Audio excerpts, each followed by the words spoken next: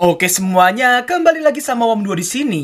Pada video kali ini tentunya kita akan melanjutkan alur cerita dari anime yang mana MC-nya rela berperang gak cuma demi ayang, tapi juga demi cemilan. Di mana di episode sebelumnya kita telah mengetahui bahwa peperangan tengah terjadi antara Maghreb Fubarek dengan Maghreb Lutorute.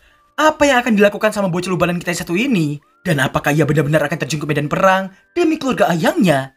Oke lah, daripada kelamaan sampai buat kalian minta cemilan ke ayang, mending kalian push dulu like, subrek, dan lonceng di bawah. Sekalian juga share sebanyak mungkin agar gue bisa lebih semangat lagi dalam menghibur kalian semua. Oke, langsung saja. Siapkan kopi dan cemilan cap ujang talas. Dan inilah dia, Okashina Tensei episode ke-11. 戦争が始まった。 Scene diawali dengan kelanjutan dari pemberitaan soal peperangan yang terjadi di antara keluarga Fubarek dan juga keluarga Lutorute. Scene kemudian berpindah ke markas Lutorute. Terlihat Maghreb Lutorute yang sedang rapat bersama komandan pasukannya. Dari laporan diterima oleh mereka, Duka Delek belum mengirimkan bala bantuan untuk Maghreb Fubarek. Lutorute pun telah menduganya, karena dengan adanya informasi palsu tentang 30.000 pasukannya, seharusnya Duka Delek telah mengirimkan bantuan. Namun karena gak ada sama sekali, itu berarti Duka Delek telah menarik mundur pasukan bantuannya. Karena mereka telah mengetahui jumlah pasukan Lutorute yang sebenarnya cuma 10.000 orang. Demi harga diri, Maghreb Fubarek pasti merasa bisa menghadapinya dengan pasukannya sendiri. Lutorute merasa ritme perang telah berada di telapak tangannya. Tak lama kemudian, salah seorang bawahan datang dan melaporkan soal Squale yang kini ada di kediaman Maghreb Fubarek. Mendengar hal itu, jelas saja membuat Lutorute terbesitkan suatu rencana yang ada.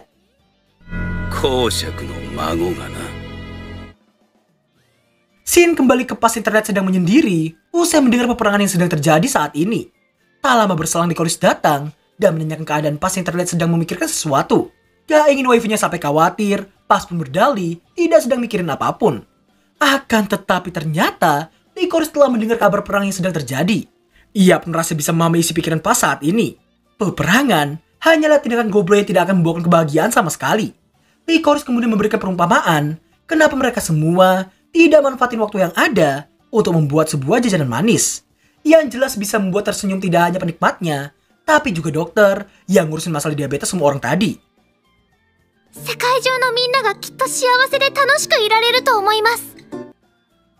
Singkat waktu, Pas pun sangat menyetujui ucapan Licorice barusan. Karena dengan adanya jajanan manis, jalan menuju kebahagiaan akan terbuka untuk semua orang. Gue mulai curiga Pas kepengen buat sekte jajan manis kayaknya. Selepasnya dari pembicaraan serius barusan, Pas memberitahukan pedagang yang akan datang untuk nganterin pesanan kambingnya. Yang mana ia berencana mengolah susu kambing menjadi sebuah keju. Yang nantinya akan ia gunakan untuk membuat sebuah cheesecake. Mendengar hal itu, jelas saja membuat Licorice jadi sangat ingin mencobanya. Namun sayangnya...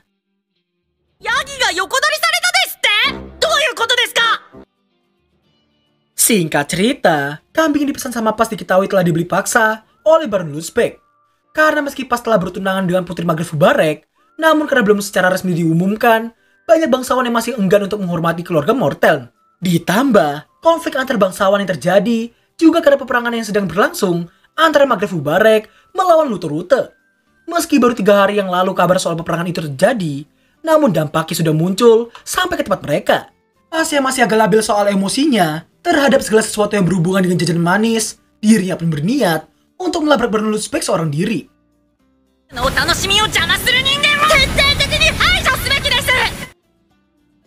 Emosi gak stabil dari putranya itu jelas langsung dihentikan sama Pak Kas. Dirinya pun mencoba membuat Pas mengerti perihal keadaan yang ada.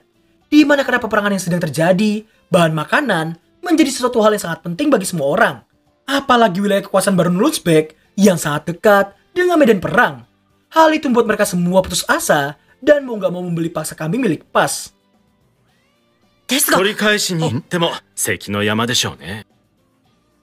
Jujur aja sedari tadi gua agak emosi ngeliat Pas yang kayak gini. Labilnya kebangetan sumpah. Alasan dibalik kelabilan Pas pun diperkuat oleh ucapan Licorice yang pengen memakan cheesecake buatannya.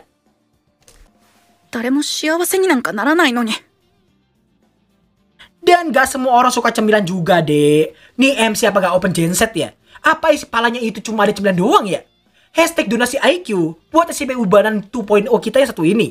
Sid kemudian memberitahukan masih ada cara lain untuk mendapatkan bahan makanan di tengah perang seperti itu. yang mana mereka harus mengirimkan bala bantuan dan menuntut hak untuk mendapatkan bahan makanan. Oleh karena itulah, Sid menyarankan supaya mereka turut ambil andil dalam peperangan yang sedang terjadi. Dengan begitu kedudukan mereka akan satu tingkat di atas Baron Uzbek. Alasan bala bantuan dari mereka pun dapat diperkuat dengan adanya Pas dan Licorice yang telah bertunangan.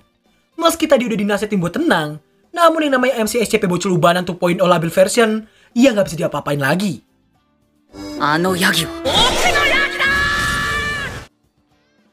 Dan pada akhirnya, Pas, Pak Kas, Gresaji, dan Nicolo, serta 8 warga dikirimkan untuk membantu keluarga Hubarek. Waktu sang khawatir, nampak ditenangkan sama Sid karena ia yakin Pak Kas dan juga Pas akan selalu memiliki cara dalam menghadapi semua rintangan.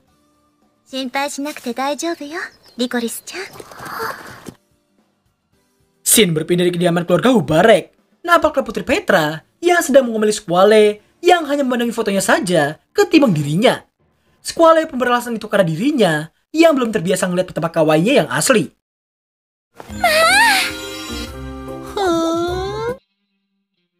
Tak lama setelah digoda sama Pak Hubarek, bawahannya muncul dan memberitahukan soal 10.000 pasukan Luto-Rute yang sedang OTW ke kediaman mereka. Mendengar jumlahnya, Pak Hubarek pun merasa bisa mengurusnya tanpa pasukan bantuan sama sekali.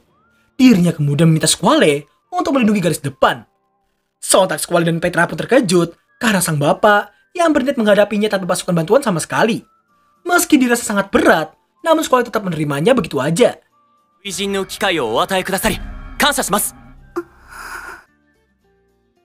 Naasnya, kabar soal Squale yang akan memimpin garis depan telah sampai di telinga Luto-Rute. Dan itu semua telah sesuai dengan rencananya. Karena tujuan awal mereka ialah untuk memisahkan keluarga Hubarek dan juga Kadelek. Karena dengan tiadanya Squale nanti, hal itu akan membuat keluarga Kadelek memutus hubungan dengan keluarga Hubarek. Sedari awal ia telah memahami isi pikiran Magreth Hubarek yang pastinya akan menugaskan Squale di garis depan usai mendengar jumlah pasukan Luto-Rute yang cuma 10.000 orang. Perang perdana dari seorang jenderal tak berpengalaman jelas akan menjadi masa empuk bagi para veteran. Shin berlanjut memperlihatkan Squale yang sedang gugup karena itu adalah perang perdananya. Ia nampak sedang memandangi kain bergambar Putri Petra yang ditujukan untuk menjadi jimat keberuntungannya. Meski tahu ia sangat lemah, tapi Squale tetap bertekad akan melindungi Putri Petra beserta dengan kampung halamannya.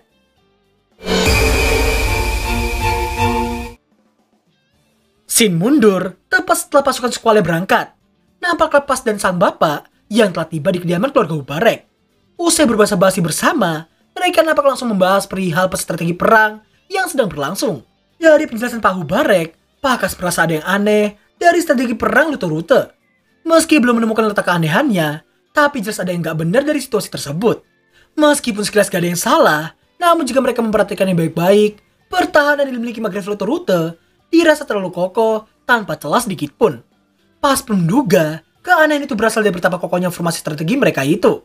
Karena jika ditelaah lagi, formasi yang dipakai sama Luto-Rute seharusnya adalah formasi untuk bertahan. Sedangkan yang memulai peperangan adalah mereka sendiri. Dengan kata lain, jika Luto-Rute yang memulai peperangan, kenapa mereka pula harus memperkuat pertahanan?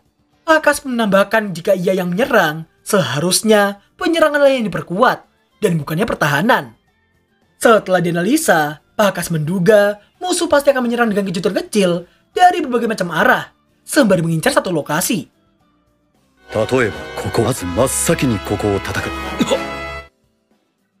Terkejutnya Pak Hubarek jelas menjadi sebuah pertanyaan bagi Pas dan juga bapaknya.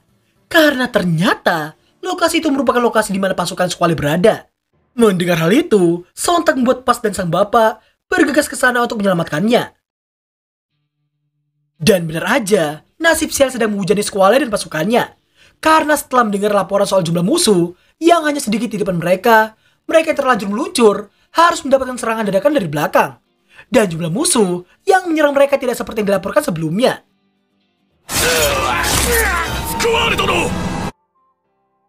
Karena itu perang perdananya, Squale yang gak punya pengalaman sama sekali harus dibuat tak berkutik di saat diri terkepung dikala hendak melarikan diri bersama pasukannya.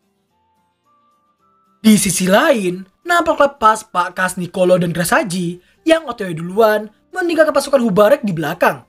Pak Kas kemudian meminta Nicolo untuk mundur duluan buat memimpin pasukan Hubarek. Shin kembali ke medan perang Nampaknya Squall yang kewalahan menghadapi banyak pasukan musuh hanya dengan sisa pasukannya yang tinggal sedikit. Di saat mereka hendak kabur, namun naasnya semua rute pelarian telah tertutup tanpa satu pencelah sedikit pun. Squall yang melihat senyuman Petra pun bertekad tak ingin mau dia di medan perang. Dirinya mengajak pasukannya buat membuka rute pelarian di tengah pengepungan. Tepat di saat ia yang meminta sisa pasukannya untuk tidak menyerah, secara tiba-tiba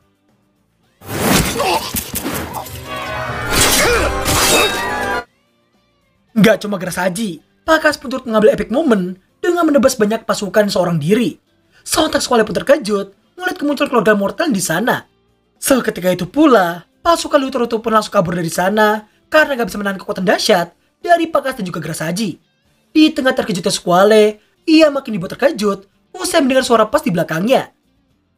Sukedachi ni mairimashita.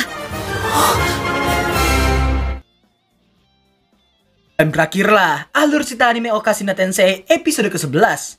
Jujur aja, menurut gua pas itu bener-bener gak bisa disandingin sama SCP Bocil Ubanan 1.0. Karena Kain gak cuma bisa peka sama cewek, tapi juga karena ia bener-bener overpower dan gak bakal gegabah dalam melakukan apapun. Berbeda banget dengan Pas, yang mana cuma gara-gara kambing dan ayang, dia sampai rela hampir terjun ke medan perang seorang diri. Meskipun pada akhirnya juga terjun, tapi paling enggak dia ditemenin sama Pakas, Gerasaji, dan juga Niccolo. Jadi gitu aja sih pendapat gue soal MC SCP Bocil Ubanan kita satu ini.